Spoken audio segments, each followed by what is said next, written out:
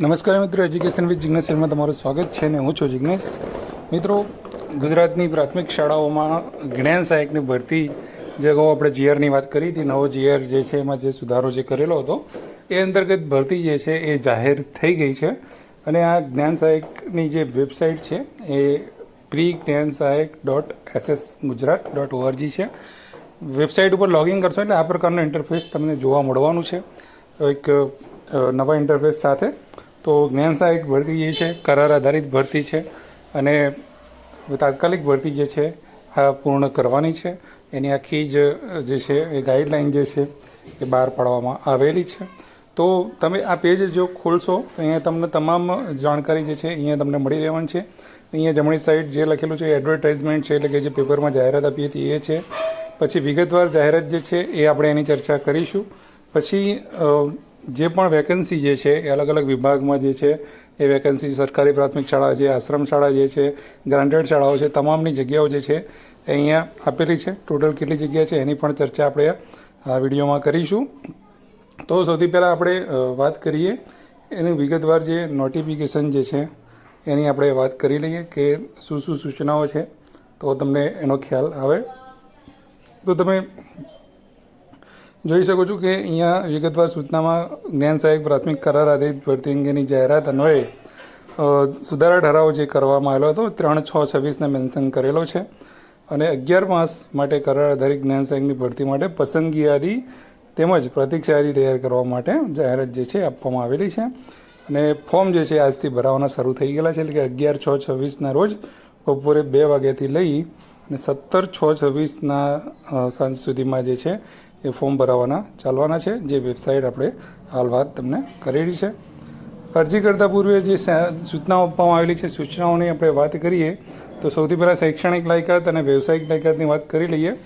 તો સરકારી અને સરકારી અનુદાનિત પ્રાથમિક શાળાઓમાં જ્ઞાન સહાયક ભરતી માટે રાજ્ય પરીક્ષા બોર્ડ દ્વારા 2011થી ઉચ્ચ પ્રાથમિક શાળાઓમાં 6 થી 8 માટે વિવિધ વિષયો અને માધ્યમની ટેટ 2 અને નિમ્ન પ્રાથમિક શાળાઓ 1 થી 5 માટે ટેટ 1ની પરીક્ષા લેવામાં આવેલ છે.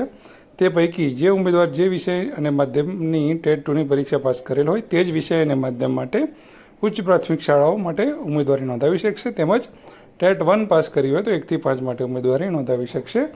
અને જે તે માધ્યમમાં તેઓ શૈક્ષણિક અને વ્યવસાયિક જે છે લાયકાત મેળવેલી હોવી જોઈએ, એટલે કે તમે ગુજરાતી માધ્યમમાં જ કરી હોય તો ગુજરાતી માધ્યમમાં જ અરજી કરી શકશો. 6 થી 8 માટે તમે ટેટ 2 પાસ હોવા જોઈએ અને 1 થી 5 માટે ટેટ 1 પાસ હોવા જોઈએ.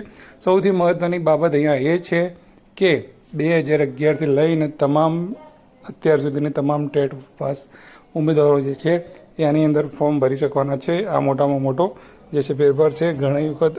ગઈ વખતે જે વિડીયો હતો એની અંદર પણ ઉમેદવારો પ્રશ્ન કર્યા હતા કે ટેટ જૂની ગણાશે કે નહીં, તો એનો જવાબ મળી ગયો છે કે જૂની તમામ જે છે એ ટેટ આની અંદર ગણાવવાની છે. જિલ્લા પસંદગી અને ફાળવણી કેવી રીતે થશે એની વાત કરી લઈએ તો અરજી કરતા સમયે જે જિલ્લામાં જ્ઞાન સહાયક તરીકે તમે જોડાવા ઈચ્છો છો એ પસંદગી કરવાની રહેશે. જે અરજીમાં ઓપ્શન આવે છે તમે કયા જિલ્લામાં જ્ઞાન સહાયક તરીકે તમે જોડાવા માગો છો અને જે વિષયના માધ્યમની પરીક્ષા પાસ કરેલ હશે તે જ વિષયના માધ્યમમાં પસંદગી કરવાની રહેશે. અને પસંદગીના આધારે દરેક જિલ્લાની અલગ અલગ જે છે એ મેરિટ યાદી તૈયાર થવાની છે. બરાબર. પરીક્ષા જે છે આપેલી હોય 6 થી 8 અને 1 થી 5માં અલગ અલગ મેરિટ યાદી જે છે તૈયાર કરવામાં આવશે અને જિલ્લા કક્ષાએ ઉપલબ્ધ કરવામાં આવશે. અને આ ઉમેદવારો જે છે એ નહીં મળે, દાખલા તરીકે કોઈ જિલ્લો એવો છે કે એની અંદર ટેટ 1ના પૂરતા ઉમેદવારો નથી મળ્યા, તો ટેટ 2ના ઉમેદવારો જો હોય વધારાના તો એ ઉમેદવારોને જે છે પસંદગી આપી શકાશે. અને એવી રીતે ટેટ 1માં જો ઉમેદવારો નથી મળતા તો ટેટ 2માં ઉમેદવારો નથી મળતા તો ટેટ 1ના ઉમેદવારોને જે છે એ પસંદગી આપી શકાશે. બરાબર. ડોક્યુમેન્ટ વેરિફિકેશન અંગેની સૂચનાઓ જે છે જિલ્લા કક્ષાએથી આપવામાં આવશે. મેરિટ યાદીમાં તમારું સિલેક્શન થઈ ગયા તો તમારી ઉપર ફોન આવશે જિલ્લામાંથી, તો કે તમને જે તે સમયે તમને વેરિફિકેશન માટે બોલાવવામાં આવશે અને તમને શાળા પસંદગી કરાવવામાં આવશે. ઉમેદવારો અરજી સાથે દર્શાવેલ લાયકાત મુજબના ડોક્યુમેન્ટ, સ્થળ પસંદગી અને વેરિફિકેશન સમય દર્શાવવાના આવશે. હવે જે રીતે વિદ્યા સહાયકનું આપણે ફોર્મ ભરીએ છીએ એવી રીતે જ જ્ઞાન સહાયકનું ફોર્મ ભરીને ડોક્યુમેન્ટ પણ એમાં અપલોડ કરવાના આવે છે. તમામ ડોક્યુમેન્ટ અપલોડ કરવા પડશે. એને ડોક્યુમેન્ટ લઈ અને જે તે સમયે વેરિફિકેશન માટે બોલાવવામાં આવે ત્યારે જિલ્લામાં તમારે લઈને હાજર થવાનું રહેશે. અને જે વેરિફિકેશન જો તમે નથી કરાવતા તો તમારું ઉમેદવારી જે છે આપોઆપ રદ થશે અને મેરિટ યાદીમાંથી જે છે એ નામ કમી કરવામાં આવશે અને કઈ જગ્યાએ ડોક્યુમેન્ટ વેરિફિકેશન આવશે એની યાદી જે છે એ વેબસાઇટ ઉપર જે મૂકવામાં આવશે.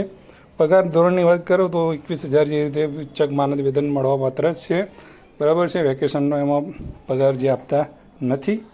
વયમર્યાદા જે છે 48 વર્ષ રહેશે, એટલે કે 48 વર્ષથી નીચેના તમામ ઉમેદવારો અરજી કરી શકશે. ભરવાપત્ર જગ્યાઓની વાત કરો તો જિલ્લાવાર ખાલી જગ્યાઓના આધારે જિલ્લા કક્ષાએથી ખાલી જગ્યાઓ મુજબ મેરિટના ધોરણે સ્થળ પસંદગી માટે બોલાવવામાં આવશે. આપણે અગાઉ જે રીતે વાત કરી એવી રીતે. અને સરકારી અને અનુદાનિત પ્રાથમિક શાળાઓ, આશ્રમ શાળાઓની કામગીરીનો કરાર 11 માસ એટલે કે વેકેશન સિવાય સુધીનો રહેશે, બરાબર. 11 માસનો કરારનો સમય જે પૂર્ણ થતાં કરાર આપોઆપ રદ થયેલો ગણાશે. 11 મહિના પૂરા થાય એટલે તમારો કરાર રદ થયેલો ગણાશે, બરાબર. રાજ્ય કક્ષાએથી આપેલી સૂચના અનુસાર રદ અને પૂર્ણ કરારની પ્રક્રિયા કરવાની રહેશે. એનો મતલબ એવો છે કે કોઈ શિક્ષક આવી જાય છે, તમારી જગ્યા પર કોઈ બદલીથી આવે છે, કોઈ લાંબી રજા પર ગયેલું પાછું આવે છે, તો પણ તમારો કરાર રદ કરવામાં આવશે. બંનેમાંથી જે પણ વહેલું હશે ત્યારે રદ કરવામાં આવશે. તો વેબસાઇટ ઉપર જે છે એ સૂચનાઓ બધી આપેલી છે અરજીપત્રક ભરવા માટે. તો કાળજીપૂર્વક એનો અભ્યાસ કરવાનું કીધેલું છે. 1100 થી 1700 સુધી જે ચાલવાનું છે અને માત્ર ને માત્ર ઓનલાઈન અરજી સ્વીકારવામાં આવવાની છે, બરાબર. એટલે ઓનલાઈન અરજી તમારે કરવાની છે. તો વેબસાઇટ ઉપર જે તમને ઇન્ટરફેસ મેં બતાવ્યું છે એ ઇન્ટરફેસ ઉપર તમારે પહેલાં રજિસ્ટ્રેશન કરવું પડે. એ રજિસ્ટ્રેશન તમે કરશો એટલે તમારું જે ટેટ નંબરને બધું નાખવાનું આવે છે, રજિસ્ટ્રેશન કર્યા પછી લોગિન કરીને તમારી બધી વિગતો તમારી નાખવાની આવશે. એમાં તમારું પત્ર વ્યવહારનું સરનામું આવશે, તમારી પોતાની વિગતો આવશે, ડિગ્રી આવશે, બધા સર્ટિફિકેટ અપલોડ કરવાના આવશે.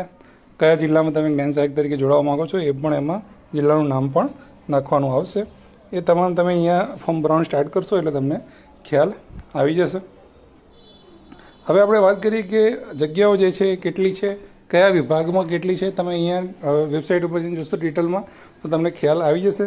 પણ આપણે અહીંયા એક કોષ્ટક બનાવ્યું છે કે 1 થી 5 અને 6 થી 8માં કુલ કેટલી જગ્યાઓ છે, જેનાથી ખ્યાલ આવશે કે ખરેખર 6 થી 8માં જગ્યાઓ કેટલી છે. કારણ કે હાલ ટેટ 2 પરીક્ષા લેવામાં નથી આવી રહી નવી, એમ હવે બતાવવામાં આવે છે કે ભાઈ જગ્યાઓ 6 થી 8માં નથી.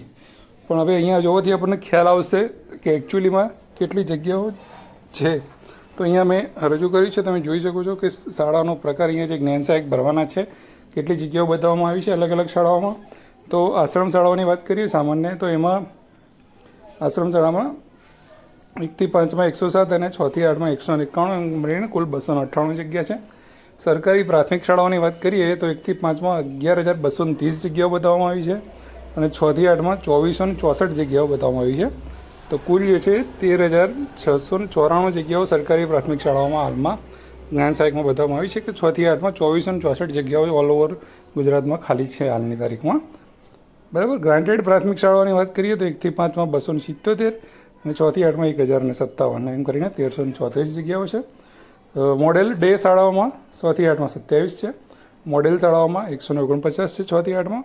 આદિજાતિ આશ્રમ શાળાની વાત કરીએ તો 1 થી 5માં 291 અને 6 થી 8માં 427 એમ મળીને 718 જગ્યાઓ છે. ઓવરઓલ વાત કરીએ તો 1 થી 5માં 11,905 જગ્યાઓ, 6 થી 8માં 4,315 જગ્યાઓ છે બધી થઈને.